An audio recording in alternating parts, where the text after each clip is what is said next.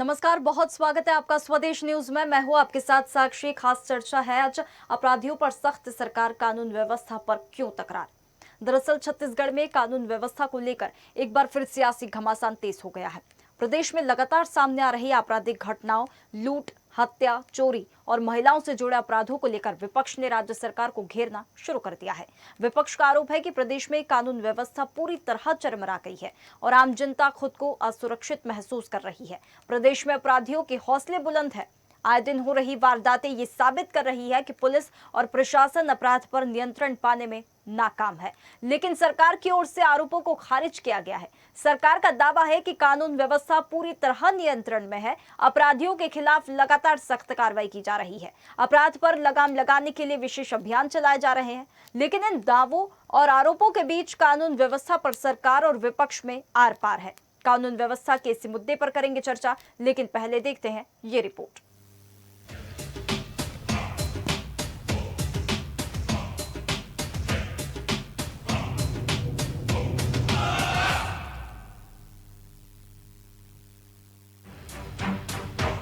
छत्तीसगढ़ में कानून व्यवस्था को लेकर सरकार पर विपक्ष के सवाल तेज होते जा रहे हैं। प्रदेश में बढ़ते अपराध, महिलाओं के खिलाफ घटनाएं, हालिया आपराधिक मामलों को लेकर विपक्ष सरकार पर हमलावर है। विपक्ष का आरोप है कि प्रदेश में कानून व्यवस्था पूरी तरह चरमरा गई है और आम जनता खुद को असुरक्षित महसूस कर रही है। विपक्ष का कहना है कि हत्या, लूट, चोरी और महिलाओं से जुड़े अपराधों के मामलों में लगातार बढ़ोतरी हो रही है। सरकार अपराध नियंत्रण में विफल है और पुलिस प्रशासन पर राजनीतिक दबाव बढ़ा है। हालिया घटनाओं की बात करें तो हत्या, लूट, चाकूबाजी, खुलेआम बंदूक लहराने जैसी स्थिति। रायपुर के मोवा इलाके में जीजा ने की 2 सालियों की हत्या। खरोरा में ज्वेलरी दुकान के मैनेजर पर तलवार से हमला। हमलावर लुटेरों ने 1 करोड़ से ज्यादा की ज्वेलरी लूटी। दुर्ग में पद्मश्री सम्मानित फूल बासन बाई के अपहरण की कोशिश। रायपुर के रावभाटा इलाके में बम बनाने का सामान जब्त। राजधानी में कमिश्नरेट लागू कर प्रदेश के अन्य जिलों को मिसाल देने की बजाय स्थितियां ऐसी है कि रायपुर वासी ही दहशत में है। ऐसे में प्रदेश में कानून व्यवस्था को लेकर सवाल उठना लाजमी है, जिस पर मंत्री श्याम बिहारी जायसवाल का कहना है कि अपराधी किसी भी सूरत में बख्शे नहीं जाएंगे। अपराध एक सामाजिक बीमारी है और इसे मिलकर खत्म करना होगा। हमारी सरकार त्वरित रूप से कार्रवाई करने वाली सरकार है और ऐसे कोई भी अपराधी जिनकी मंशा राज्य के लोगों को अस्थिर करने का, राज्य के लोगों को परेशान करने का, यहाँ अराजकता फैलाने का किसी प्रकार की मंशा हो, उसको निपटने के लिए राज्य सरकार सक्षम है और उसी का परिणाम है कि अपराधियों को तत्काल पकड़ा गया। और ऐसे कोई भी अपराधी जिनकी मंशा इस प्रकार की होगी वो शीघ्र ही छत्तीसगढ़ छोड़कर भागेंगे। किसी भी अपराधी को छत्तीसगढ़ में बख्शा नहीं जाएगा। लेकिन कांग्रेस नेताओं ने सरकार पर सीधा हमला बोला। कहा कि प्रदेश की कानून व्यवस्था पूरी तरह सरकार के हाथों से निकल चुकी है। प्रदेश के पूर्व मुख्यमंत्री भूपेश बघेल प्रदेश की कुछ घटनाओं का जिक्र करते हुए गृह मंत्री विजय शर्मा पर उन्होंने तंज कसा। उसके भी अपहरण करने के कोई सोच सकता है? हम लोग तो सोच भी नहीं सकते कि ऐसा हो भी सकता है, लेकिन सुशासन, विष्णु के सुशासन में सब संभव हो रहा है। आज भी रायपुर में 2 मर्डर हो गए, तो कानून व्यवस्था बिल्कुल तार हो गया है और छोटा रिचार्ज का अता पता नहीं कहाँ है। क्या हो जब अपराधियों के दिलों से कानून का खौफ खत्म हो जाए और वे खुलेआम वारदातों को अंजाम देने लगे। लगातार सामने आ रही इन आपराधिक घटनाओं ने साफ संकेत दिया है कि अपराधियों के मन से कानून का डर लगातार खत्म होता जा रहा है। अब सवाल उठना स्वाभाविक है कि आखिर प्रदेश की सुरक्षा व्यवस्था किसके भरोसे चल रही है। क्या पुलिस अपराधियों पर लगाम लगाने में नाकाम साबित हो रही है या फिर कानून व्यवस्था महज चोर पुलिस के खेल तक सीमित होकर रह गई है। ब्यूरो रिपोर्ट, स्वदेश न्यूज, रायपुर।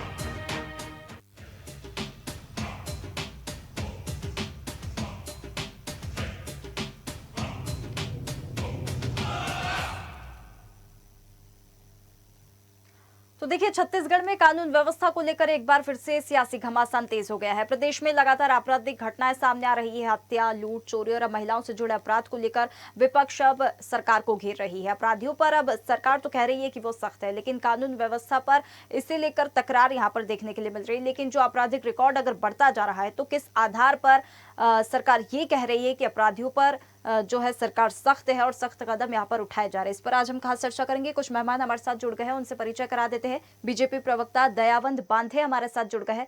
बहुत स्वागत है दयावंत जी आपका हमारे साथ जुड़ने के लिए। कांग्रेस प्रवक्ता नीतीश वर्मा हमारे साथ जुड़ गए हैं। बहुत स्वागत है नीतीश जी आपका भी हमारे साथ जुड़ने के लिए।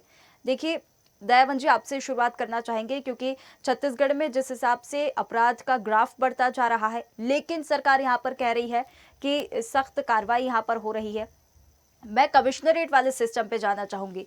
कमिश्नरेट सिस्टम अगर लागू किया गया है तो क्या ये मैजिक सॉल्यूशन नहीं निकला छत्तीसगढ़ में? इसका असर नहीं हो रहा? देखिए साक्षी जी, बिल्कुल विष्णुदेव जी के सुशासन में जिस प्रकार से अपराधों का नियंत्रण अभी किया गया है और लगातार चल भी रहा है, और एक ट्रायल के रूप में हमने रायपुर को कमिश्नरेट के रूप में लिया भी है, और इसमें हम बहुत कुछ सफल हुए हैं। और आगे भी नए प्रयोग किस प्रकार से अपराधियों को पकड़ने से लेकर के घटनाओं में नियंत्रण के लेकर के, और वो बहुत सारे विषय चल रहे हैं, और कहीं ना कहीं हम सफल भी हुए हैं। और उसी का परिणाम है कि आज घटनाएं घटती है। कौन व्यक्ति कहां पर किस परिस्थिति में कौन सी घटना घटा सकता है, इस बात का अंदाजा उसकी मन स्थिति, उनकी सामाजिक चरित्र को बताता है। लेकिन यदि कोई घटना घटी है तो बिल्कुल शासन उसके प्रति सजग रहता है। प्रयास तो हमारा पूरा यही रहता है किसी प्रकार से घटना घटे ही ना, पुलिस की दहशत, कानून व्यवस्था की दहशत अपराधियों में रहे। फिर भी यदि कोई घटनाएं घटती है तो सरकार उस पर त्वरित कार्रवाई करती है। किसी भी परिस्थिति में कोई भी अपराधी प्रदेश को छोड़ के भाग ना पाए, जिला में ही उनकी बंदी हो जाए और तत्काल उसके ऊपर कानूनी कार्रवाई करके जेल में डाला जाए और कानूनी प्रक्रिया के तहत उनको त्वरित रूप से सजा हो। इसकी प्रक्रिया हम पूरी ताकत से कर रहे हैं और इसमें हम बहुत कुछ सफल हैं। पिछली सरकार में जिस प्रकार से लगातार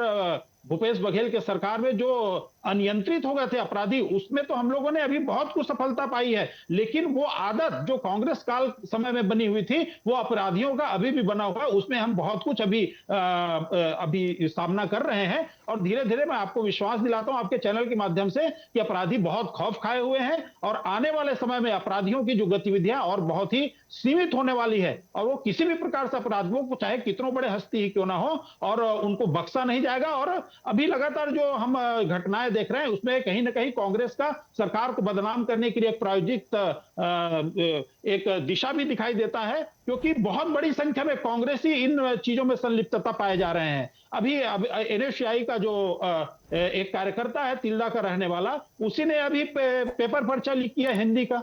अब वो कितना बड़ा अपराध है बताइए। इतने छात्रों का जीवन को अंधकारमय करना, उनको दूसरी बार परीक्षा देने के लिए मजबूर करना, ये एनएसयूआई का कार्यकर्ता था।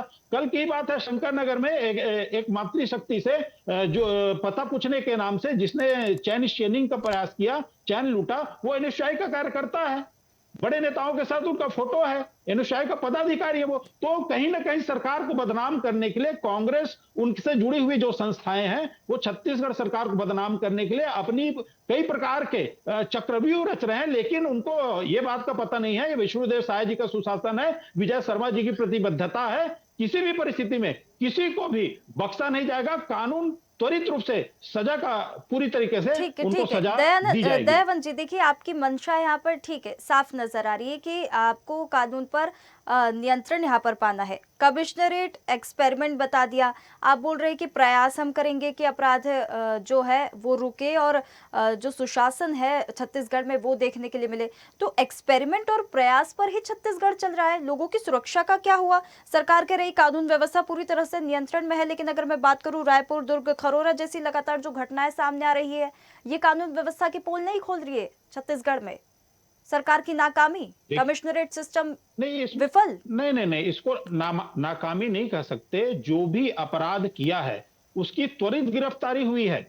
हम बिल्कुल अपराध के जितने भी अपराधी हैं उनमें दहशत हो, ये हमारा पूरा ताकत से हम लगे हुए हैं और दहशत है। उसके बावजूद भी यदि कोई अपराधी यदि अपराध कर रहा है तो हम त्वरित कार्रवाई कर रहे हैं, गिरफ्तारी तत्काल हो रही है उनकी। किसी भी प्रकार से उनको भागने का मौका नहीं दिया जा रहा है, न्यायिक प्रक्रिया से तत्काल गुजार रहे हैं, उनका सजा जो है तत्काल रूप से। ये पूरी रचना जो है यही तो अपराधियों के अंदर में एक डर और भय का माहौल पैदा करेगा, और इसी स्तर में ही कार्रवाइयां होती है। ठीक है नितेश वर्मा जी, आपने पूरी प्रतिक्रिया जहां तक मैंने देखा बहुत ज्यादा ध्यान से सुनी है, क्योंकि जिस प्रकार से यहाँ पर आरोप कह सकते हैं दयावन जी ने भी लगाया कि कई मामलों में जो है, कई घटनाओं में है कांग्रेसियों की संलिप्तता यहाँ पर, विपक्ष की संलिप्तता यहाँ पर नजर आ रही है। धन्यवाद साक्षी जी। पिछले 2.5 साल से राज्य में भाजपा की सरकार है और ये विष्णु के सुशासन की कसीदे पढ़ते हैं, मुझे बताइए अपराधियों का दुस्साहस इतना कैसे बढ़ गया इस सुशासन में। और अभी दयानंद गांधी जी कह रहे थे कि एनएसयूआई के व्यक्ति ने पर्चा लीक किया, हिंदी के पेपर के सेट बिके, उसका नाम बता दीजिए दयानंद गांधी जी। 5,000 का FIR दर्ज हुआ है, 5,000 का इनामी रकम उस पर जारी हुआ है, उसका नाम है वेणु जंगेल, जिसको पुलिस पकड़ नहीं पाई है। आपके शिक्षा मंत्री कहते हैं कि वो पेपर लीक ही नहीं हुआ, आपको नाम भी नहीं पता उसका कि उसका नाम क्या है। वेणु जंगेल नाम है उसका, वो कोई एनएसयूआई का कार्यकर्ता नहीं है, आपकी जानकारी में नहीं होगा तो बता देता हूँ, वो कोई एनएसयूआई का कार्यकर्ता नहीं है। दूसरी बात, ये आपके जो बार बार कह रहे हैं रायपुर में कमिश्नरेट प्रणाली लागू है, यदि रायपुर में कमिश्नरेट प्रणाली लागू है, वहां पर डबल मर्डर हो जाना, वहां पर आए दिन नवयुवकों के जेब में चाकू मिलना, सूखे नशे करना, ये विष्णु का सुशासन है? आप मुझे बताइए। फूलवासन देवी जैसे पद्मश्री का दिन दहाड़े अपहरण की कोशिश करना, ये किस प्रकार का सुशासन, मुझे बता दीजिए भाई। यदि उस मौके पर सही वक्त में पुलिस वहां पर मौजूद नहीं होती या उनके पहचान नहीं हो जाती, तो पता नहीं उनके साथ क्या घटना हो जाती। अब नारी शक्ति की बात करते हैं, अब नारी छत्तीसगढ़ में नारियां ही सुरक्षित नहीं है। यदि पद्मश्री जैसी महिला से सम्मानित महिला के साथ इस प्रकार की घटनाक्रम हो सकता है, तो कोई आम महिला कैसे सुरक्षित हो सकती है? दिन दहाड़े 2 लोगों की मर्डर हो जाता है। आप मुझे आप बोलते हैं कि नक्सलाइट पे हमने काबू कर लिया है, तो ये जो जो छत्तीसगढ़, रायपुर और दुर्ग में जो छोटे मोटे गुंडे घूम रहे हैं, आप उन पे काबू नहीं कर पा रहे हैं, और आप कांग्रेस पे लांछन लगा रहे हैं। 2.5 साल हो गए आपके कार्यकाल को, 2.5 साल में यदि आप छत्तीसगढ़ में काबू नहीं कर पाते, तो ये आपकी विफलता है, ये आपकी विफलता है। राजधर्म को मानते हुए कुर्सी छोड़िए और फिर अपना कर्तव्य नीतीश जी, आप हत्या, लूट, चाकूबाजी, महिलाओं पर अपराध, इन सभी घटनाओं का यहाँ पर हवाला दे रहे हैं। क्या आप, मतलब मेरा ये सवाल है कि सीधा सीधा ये सरकार की नाकामी है, और अगर ऐसा है तो वाकई में क्या ये जो कसौटी आपकी सरकार पर भी लागू होनी चाहिए? क्योंकि देखिए विपक्ष तो कांग्रेस की सरकार में जो मामले है, जो सरकार सत्ता में जो बैठी सरकार है, वो उन्हें छोड़ेगी नहीं। शराब घोटाला मामला हो, चाहे ये कोई भी मामले हो। देखिए, यदि कोई अपराध सिद्ध होता है तो उसके पर कार्रवाई करें, बिल्कुल हम उसके साथ में हैं।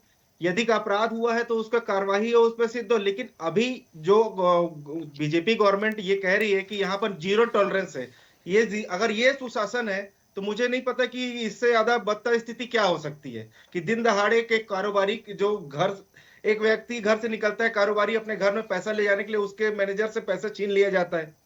वो घर में, यदि व्यक्ति घर में सुरक्षित महसूस नहीं करता, उसको घर में घुस करके गोली मार दी जाती है, सरेआम चाकूबाजी हो रही है रायपुर में। अगर इस सिचुएशन में अगर आपने को सुशासन के बता रहे हैं भाजपा के प्रवक्ता, तो भाई बदतर स्थिति किसे कहेंगे?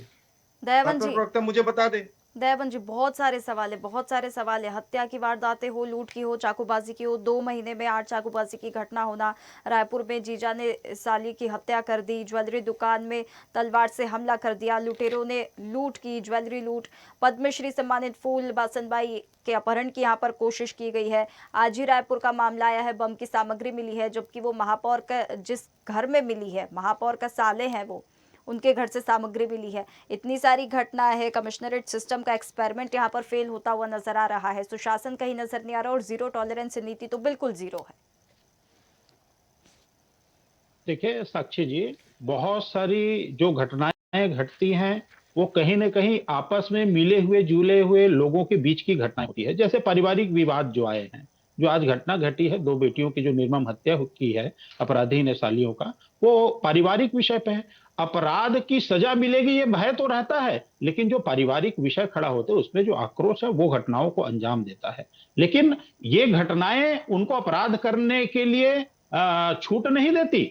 हमारी कानूनी कार्यवाही उनके ऊपर इस कदर की होगी कि आने वाले समय में कोई पारिवारिक परिदृश्य में भी ऐसी घटनाएं, ऐसा आक्रोश जो है इस प्रकार से घटना के रूप में ना आए, ये हमारा पूरा प्रयास है। साथ ही साथ में बहुत सारी घटनाएं ऐसे होती हैं जो सेठ के घर में जो नौकर है उसी को, उनके प्रति मन में अच्छी भावनाएं नहीं होती, अपने सेठ के प्रति अपराध कर देना, उनके घर में ही चोरी कर लेना, उनके ही शॉप में उस प्रकार से घटनाएं घटाना, ये घटना जो होती है पुलिस का, प्रशासन का, कानून का, इसे ही कानून का खौफ कहते हैं। पता है कानून का खौफ किसे कहते हैं? कि यदि अगर किसी के मन में अपराध करने की मंशा अगर होती है और उसके मन में ये ख्याल आता है, तो उसे वो पे आ रहा खौफ हूं। हो कि मुझे इसकी सजा यहाँ पर कितनी मैं सख्त उसी मिल पे आ रहा हूं। सकती है, ये आप ये मैं कहकर उसी मत पे आ रहा टालिए हूं। कि ये देखिए, तो उनके घर का पारिवारिक मामला है, इस प्रकार से आक्रोश ना बढ़े, हम उस पर काम कर रहे, नहीं। नहीं, मैं उसी पे ही आ रहा हूं। और जैसे फुलबासन बाई जी की जो घटनाएं आई है, वो उनसे पहले से पूर्व से जुड़ी हुई लड़की और परिवार रहा है, कई प्रकार से उनसे मेल जोल रहा है, लेकिन उन्होंने उन्हीं के साथ कंपटीशन की भावना रख ली और उनको लगा मैं उनके जैसे ही बन सकती हूं। तो ये जो मन में आज चाहत जो बढ़ रही है लोगों की, कम समय में अधिक पाने की, कम समय में आक्रोशित हो जाने की, यही घटनाओं को अंजाम दे रहा है। और इसी पर सरकार जो है कई प्रकार के तंत्र के साथ में काम कर रही है और अपराधी के मन में भय बढ़े, इसीलिए हमने, और जैसे हमारे कांग्रेस के प्रवक्ता जी कह रहे थे, यदि पुलिस सतर्क नहीं होती तो क्या फुलबासन बाई जी को हम सुरक्षित बचा पाते क्या?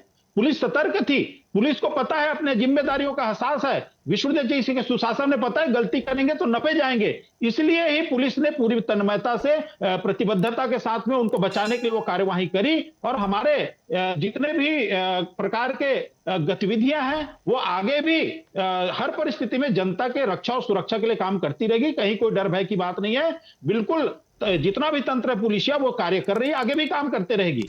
डर भय की बात नहीं है, हत्या की घटनाएं आ रही है, 2 महीने में चाकूबाजी की घटनाएं हो रही है।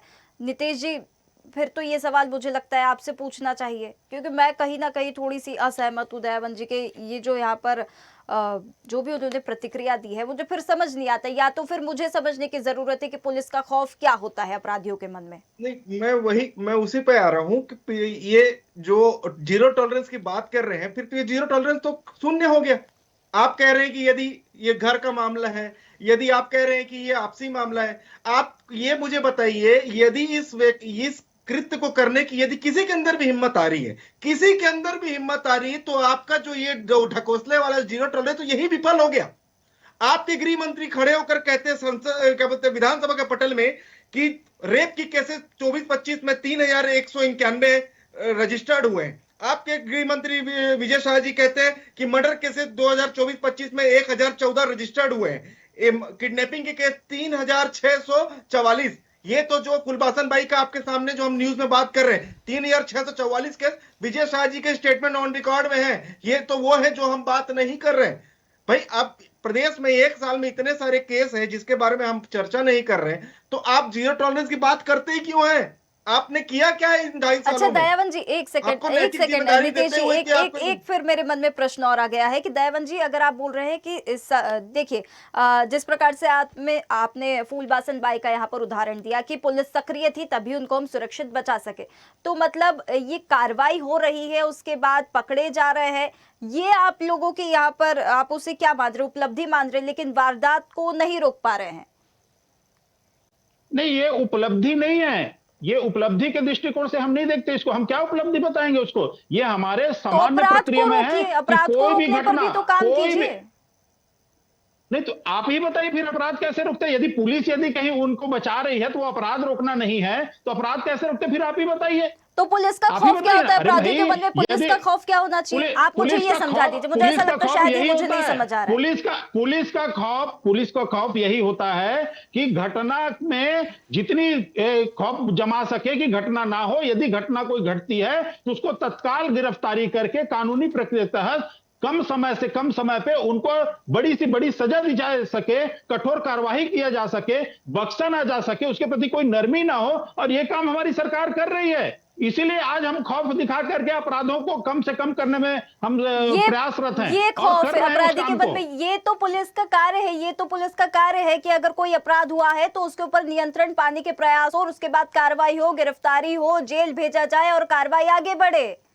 अपराधी के मन में खौफ होना चाहिए कि अगर मैंने इस प्रकार का अपराध किया है और मेरे अंदर ये मानसिकता है, ये मेरी मानसिकता है और ये मेरी मंशा है, तो मुझे कितनी बड़ी सजा मिल सकती है, इस प्रकार के अपराध नहीं करने चाहिए। या फिर जागरूकता फैलानी चाहिए। जिस प्रकार से हम बात करते हैं कि आजकल लोग साइको किलर बन जाते हैं, एक वर्ड है अगर आपको पता हो, साइको किलिंग का भी, जिस प्रकार से लोग साइको बन जाते हैं, तो उनके लिए फिर जागरूकता बढ़ानी चाहिए। ये अपराधियों का खौफ के मन में खौफ होना चाहिए। साक्षी जी, सभी दिशाओं पे काम चल रहा है, चाहे वो नशा मुक्ति के दृष्टिकोण से हो, चाहे साइको के दृष्टिकोण से हो, चाहे जन जागरण के माध्यम से हो, चाहे सामाजिक चेतना के माध्यम से हो, चाहे नाबालिग बेटियों को उनकी सजगता के विषय पे हो। हमारी शासन सभी दिशाओं पे काम कर रही है। फिर भी यदि कोई अपराधी भूल से भी अपने भय को मुक्त करके यदि अपराध करने का प्रयास करता है तो कानून और पुलिस प्रशासन और छत्तीसगढ़ सरकार उसके प्रति कठोर से कठोर कार्रवाई कर रही है। और इसीलिए हम आज बहुत कुछ ठीक ठाक स्थितियों पे, कांग्रेस ने जिस स्थितियों पे अपराध के क्षण में छत्तीसगढ़ को छोड़ा था 2023 में, उस स्थितियों को ला करके हम आज बहुत अच्छी स्थिति में है। क्या ठीक ठाक स्थिति? थोड़ा सा डाटा और आंकड़ों के हिसाब से बात कर लेते हैं। मैं बता सकता हूँ, कांग्रेस का सिर्फ 1 साल का यदि बता दूं तो जनवरी 2023 में बुधराम करटाम जी की जो हत्या हुई थी, है ना, बीजापुर में जो मंडल अध्यक्ष हमारे नीलकंठ कक्यम जी की हत्या हुई थी, उपाध्यक्ष सागर साहू जी की हत्या हुई थी, उपसागर राम आलामी की हत्या हुई थी। रक्षाबंधन के दिन में 10 अपराधियों ने मिल करके हमारी एक मातृशक्ति की बेटी की रिम्स के पास में 10 लोगों ने निर्मम रूप से उनको छेड़छाड़ करके बलात्कार करने का प्रयास किया। ये कांग्रेस के समय में जो अपराधी लगातार बढ़े रहे और ऐसे श्रृंखला है। मैं 1 साल की घटना बताऊं तो सैकड़ों की संख्या में कांग्रेस का शासन है। रायपुर जिले में एक ही रात में 2 हत्याएं, गोलीकांड, हत्या, चाकूबाजी, खुलेआम बंदूक लहराने की घटना। ये बीजेपी सरकार में। रायपुर के मोवा इलाके में जीजे ने साली की हत्या की, बीजेपी सरकार में। आपने ठीक है कांग्रेस सरकार के गिनाए, ठीक है, बात यहाँ पर कानून व्यवस्था की हो रही, ना कि बीजेपी सरकार में कितने अपराध थे और कांग्रेस सरकार में कितने अपराध थे। हमलावर लुटेरों ने लूट की जी, मैं भी घटना है, मैं भी डाटा लेके बैठी हूँ दयावन जी। तो ऐसे डिफेंड तो नहीं किया जा सकता। कानून व्यवस्था को लेकर कितने यहाँ पर सजग है सरकार और कितने यहाँ पर सफल कार्य हो रहे हैं, उस पे बात हो रही है। ठीक है नीतीश जी, वापस आपके पास बहुत सारी चीजें यहाँ पर गिना दी गई है। मैं वही पूछ रहा था, मुझे एक न्यूज में अभी मैं थोड़ी देर पहले देख रहा था, विष्णुदेव साय जी ने फुलबासन जी से बात की। मैं ये पूछना चाहता हूँ, विष्णुदेव साय जी ने क्या पुलिस वाले से बात की? ये घटनाक्रम हुई क्यों? ये घटनाक्रम के पीछे का मूल उद्देश्य क्या था? कब हुई और इसके पीछे और कितने लोग थे? पहली चीज। दूसरी चीज, ये घटना होने के बाद में इस प्रदेश में आपको बता रहा हूं, जो लूट के केस है ये लगभग 458 केस इस अभी फिलहाल ही 2-3 महीने में ही रजिस्टर्ड हुए हैं। ये आपके अभी रिसेंट के डाटा के हिसाब से बता रहा हूं। मैं बार बार यही कह रहा हूं, आपको जो सुशासन का जो आप नैरेटिव सेट करने की कोशिश कर रहे हैं, जीरो टॉलरेंस का जो नैरेटिव सेट करने की कोशिश कर रहे हैं, ये क्या धरातल पर है? नशे, जो सूखे नशे का जो कारोबार है, आप युवाओं को देखिए, 15-16 साल के बच्चे सूखे नशे करके जेब में जब चाकू लेके निकलते हैं तो उनको खुद को नहीं पता होता कि वो खुद को नुकसान पहुंचा लेंगे, किसको नुकसान पहुंचा लेंगे। और ये बहुत बुरी स्थिति में है छत्तीसगढ़ की। मैं आपको बता रहा हूं, जगह जगह में स्कूलें बंद करा करके आप भट्टियां खोल रहे हैं। समझिएगा मेरी बात को। यदि घर से कोई बच्चा निकल रहा है, उसकी माँ ये परेशान है कि क्या बोलते हैं, वो बच्चा सुरक्षित घर वापस आएगा कि नहीं आएगा। सूखे नशे का कारोबार इतना ज्यादा बृहद तौर पे छत्तीसगढ़ में फैल चुका है कि छत्तीसगढ़ उड़ता पंजाब के स्तर पे बर्बादी की स्थिति, बर्बाद की स्थिति में पहुंच समय चुका की सीमा इसलिए रोकना चाहूंगी। और वाकई में राजनीति के परे होकर और सियासत के परे होकर कानून व्यवस्था पर ध्यान दिया जाए, उसकी ओर सोचा जाए तो शायद ज्यादा सुरक्षित यहाँ पर लोग महसूस करेंगे। नहीं तो फिर इस प्रकार से अपराधियों के हौसले बुलंद होते रहेंगे और अपराध होते रहेंगे। इस पर सोचने की वाकई में बहुत आवश्यकता है। बहुत धन्यवाद आप दोनों मेहमानों का हमारे साथ जुड़ने के लिए। तो देखिए, छत्तीसगढ़ में सरकार कह रही है कि वो सख्त है कानून व्यवस्था पर, लेकिन फिर भी तकरार देखने के लिए मिल रही है। जो अपराध का ग्राफ यहाँ पर बढ़ता जा रहा है, तो उससे यही सवाल खड़े हो रहे हैं कि सुरक्षा व्यवस्था जो है वो किसके भरोसे यहाँ पर चल रही है, फिर इतने अपराध क्यों बढ़ रहा है। अगर सख्त सरकार यहाँ पर है, अपराधियों के मन में खौफ नजर क्यों नहीं आ रहा है। इस प्रकार की घटनाएं हो रही है तो विपक्ष का घेरना भी यहाँ पर लाजमी होता है, लेकिन सरकार को सोचने की जरूरत है कि इस प्रकार के अपराध ना हो और अपराधियों में पुलिस का, कानून व्यवस्था का, प्रशासन का खौफ होना बहुत जरूरी है। सियासत के परे होकर ये सारी चीजों को सोचना पड़ेगा और कानून व्यवस्था पर ध्यान देने की जरूरत है और लोगों को और महिलाओं को भी सुरक्षित यहाँ पर महसूस हो। इस प्रकार के कार्य और जागरूकता और कानून व्यवस्था सख्त होनी चाहिए। फिलहाल खास चर्चा में इतना ही। आप बने रहिए स्वदेश न्यूज के साथ, सबसे पहले देश। ताजा खबरों के लिए लाइक, फॉलो और यूट्यूब पर सब्सक्राइब कर बेल आइकन दबाएं। साथ ही हर अपडेट के लिए विजिट करें स्वदेशलाइव.com।